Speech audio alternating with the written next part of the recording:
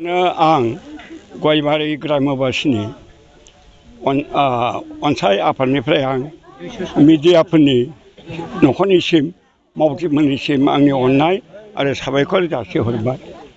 दिनै जोंहा मोनसे रंजाथाव गामिनि थाखाय बे मन्दिरा गामिया बधय 200 बोसोर जाबाय गायसंनाया। मथा मथि नैबे जोंहा गामिया गयबारि रौमारि हालामनि मोनसे गिदिर परियाल गोनां जौसे खौसे बे मन मोनसेनि गामि। गोदोनिफ्रायनो आइथौखलनिफ्राय जोंहा नैबे गयबारिया बर'नि अंगुबै धोरोम बाथौखौनो गोबानानै दासिमबो दं। दा बेखायनो जोंहा धोरोमनि बिथिंखौ लानानै रायजो जायाबा मानसिनि जिबना गनायजाया जायो। जोंहा नैबे सुख सान्ति आलो गोजोन खौसेयै मन मोनसेयै थैनाय थांनाय सोमोन्दो लानानै इसोरखौ जोङो सिबिनायाव जोंहा नैबे गामिनि ब्रह्म बाथौ जैग'सालिखौ दिनै बेखेवनो थांगोन।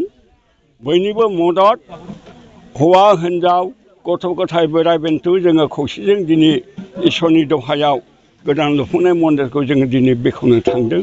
दा बेवहाय आरो साबसिन मोनबावदों आं गामिनि दैदेनगिरि बैसोगोरा हिसाबै मिडियानि खाथियाव बेखौनो बुंनो सानदों। जोङो बर'आ बुहुमाव रायजो जानायनिफ्रायनो आइथौखलनिफ्राय बाथौखौनो सिबिबोदों।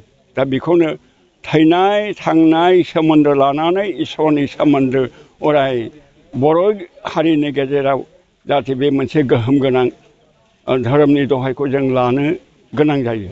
दा बेखायनो दिनैनि जोंनि नैबे गोथार जैग'सालिखौ बेखेवनायाव जोंनि रायजोनि उन्दै गिदिर बोराइ बेन्थ' खौसेयै जोङो बेखेवनानै जाग जैग'जों सोमोन्दो लागोन।